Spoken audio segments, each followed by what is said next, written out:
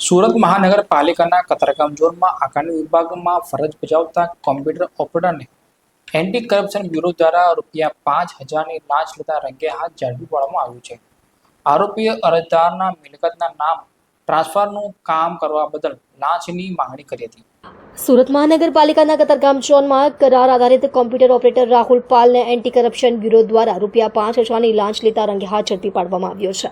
આરોપીએ મિલકતના નામ ટ્રાન્સફર કરવા બદલ લાંચની માંગણી કરી હતી. મળતી માહિતી મુજબ એક નાગરિકે પોતાની માલિકીના મકાનનું નામ ટ્રાન્સફર કરાવવા 2022માં અરજી કરી હતી. અરજી પેન્ડિંગ રહેતા તાજેતરમાં આરોપી રાહુલ પાલે અરજદારને વોટ્સએપ કોલ કરી નામ ટ્રાન્સફર કરવા બદલ ₹5,000ની લાંચ માંગી હતી. અરજદારે લાંચ આપવાની ના પાડી અને તુરંત એસીબીને જાણ કરી. એસીબી ટીમે છટકું ગોઠવી અરજદાર દ્વારા આરોપીને ઓફિસ બહાર લાંચની રકમ આપવા કહ્યું. જ્યારે આરોપીએ રકમ લીધી ત્યારે એસીબીની ટીમે તેની ધરપકડ કરી હતી. આરોપી પાસેથી લાંચની રકમ પણ બરામદ કરવામાં આવી છે. જાગૃત નાગરિકની ફરિયાદ મળેલી કે પોતાના વીરા બિલનું નામ સુધારવા એમણે કતારગામ ઝોન એસએમસીમાં 2022માં અરજી કરેલી, જે હાલ સુધી પડતર હતી અને તેઓ વારંવાર ત્યાં ધક્કા ખાતા હોય અને તેઓએ જઈ ત્યાંના કન્સર્ન ક્લાર્ક જે કોમ્પ્યુટર ઓપરેટર તરીકે ફરજ બજાવે છે તેઓને જઈને મળેલા અને તેમની જોડે એમની અરજી બાબતે પૂછપરછ કરી તો તેઓએ એમને જણાવેલ કે જો આ વેરા બિલનું નામ તમારા નામે ચડાવવું હોય તો ₹5,000 લાગશે. જેઓએ લાંચ ના આપી હોય એસીબીનો સંપર્ક કરેલો અને તેઓ ₹5,000ની લાંચ લેતા રેડ હેન્ડ પકડાયેલા છે. એ ગુનો રજીસ્ટર થઈ આગળની કાર્યવાહી હાથ ધરેલી છે. ઓલપાડ તાલુકાના ઓરમા ગામ તરફ જતા આશાપુરી માતા મંદિર પાસે એક કિસમની હત્યા કરી પોલીસ પકડતી નાસ્તા ફરતા હત્યારાને ચોક બજાર પોલીસે વેડ રોડ પાસેથી ઝડપી પાડી આરોપીનો કબજો ઓલપાડ પોલીસને સોંપ્યો હતો.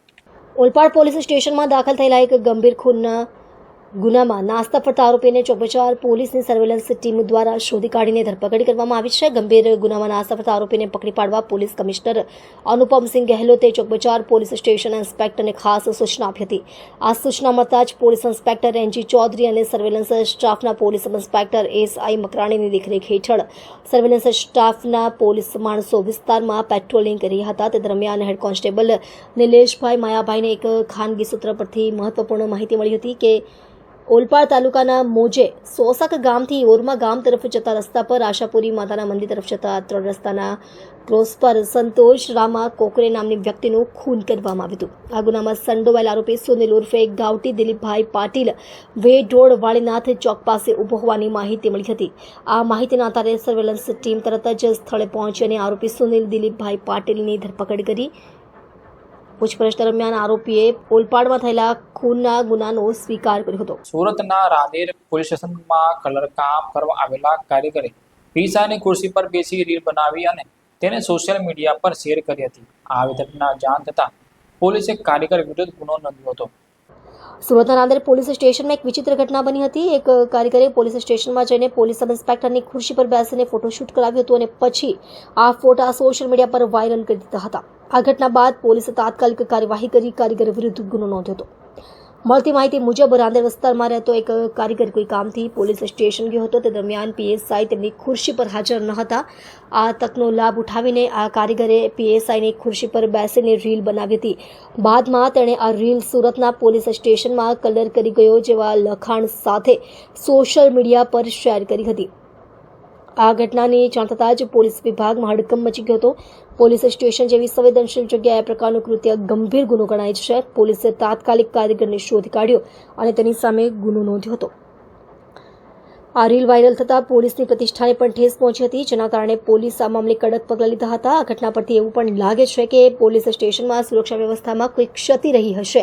આજથી 6 મહિના પહેલા આ યુવક દારૂના નશામાં પકડાયો હતો અને રાંદેર પોલીસ તેને પોલીસ મથકે લઈ આવી હતી. પોલીસના જણાવ્યા મુજબ તે સમયે તેણે પોતાનું નામ જણાવવાનો પણ ઇનકાર કર્યો હતો અને પોલીસ સ્ટેશનમાં અપશબ્દોનો ઉપયોગ કર્યો હતો. તેણે એવો પણ દાવો કર્યો હતો કે તેના કલરકામના પૈસા બાકી છે. તે સમયે તેની પોલીસ ચોપડે એન્ટ્રી પણ કરવામાં આવી હતી. દારૂના નશામાં પકડાયા બાદ આ વિડીયો અચાનક જ सोशल मीडिया पर वायरल थी હતો. आज से 7-8 महीने पहले मैं रांदेर पुलिस स्टेशन में कलर का काम करने के लिए आया था नाइट में, और चेयर सब निकाल के बाहर रखी हुई थी मैंने गलती से चेयर पे बैठ गया और इंस्टाग्राम पे वीडियो वायरल हो गया। मैं उसके लिए माफ़ी मांगता हूँ कि आगे से गलती नहीं होगा और मेरे खिलाफ कोई भी पुलिस स्टेशन में वांटेड रिकॉर्ड नहीं है और मेरा नाम मोन्टू नहीं है, मेरा नाम भोला राजभर है। ભરૂચના અંકલેશ્વર ગામ પાસે પવનચક્કી પ્રોજેક્ટમાંથી ₹10 લાખથી વધુના કોપર કેબલ ચોરીના ગુનામાં પોલીસે 5 ઇસમોની ધરપકડ કરી છે. પોલીસે ચોરીની ફરિયાદ મળ્યા બાદ એલસીબી પોલીસે 5 જેટલા ઇસમોને ઝડપી પાડી ગુનાનો ભેદ ઉકેલી કાઢ્યો છે. ભરૂચ તાલુકાના અમલેશ્વર ગામ પાસે પવનચક્કી પ્રોજેક્ટ્સમાંથી ₹10 લાખથી વધુ મૂલ્યના કોપર કેબલની ચોરીનો ગુનો થયાની ઘટનામાં પોલીસે ગણતરીના કલાકોમાં 5 સંદેહવાળાઓની ધરપકડ કરીને ગુનો ઉકેલી કાઢ્યો છે. અમલેશ્વર ગામ નજીક ખેતરમાં નવી પવનચક્કી બનાવવાનું કામ ચાલી રહ્યું હતું. આ દરમિયાન અજાણ્યા ગુનેગારોએ પવનચક્કીમાં લગાવવામાં માટે મૂકવામાં આવેલા કોપર કેબલની ચોરી કરી લીધી હતી. સિક્યોરિટી અધિકારીઓએ આ વાતની જાણ ભરૂચ એલસીબી પોલીસને આપી હતી. પોલીસે તપાસમાં જાણ્યું કે ₹10,03,500ના કોપર કેબલ ચોરી ગયા હતા. સિક્યોરિટી મેનેજર દ્વારા ફરિયાદ નોંધાયા બાદ પોલીસ ટીમે ઝડપી કાર્યવાહી કરી અને ગુનાના ભેદને ઉકેલ્યો. પોલીસના મુતાબિક ખાસ જાણકારીના આધારે જયેશ વસાવા, મેહુલ વસાવા, રાકેશ વસાવા, વિજય વસાવા અને ઇલિયાસ પટેલની ધરપકડ કરી ગુનાનો ભેદ ઉકેલી નાખ્યો હતો.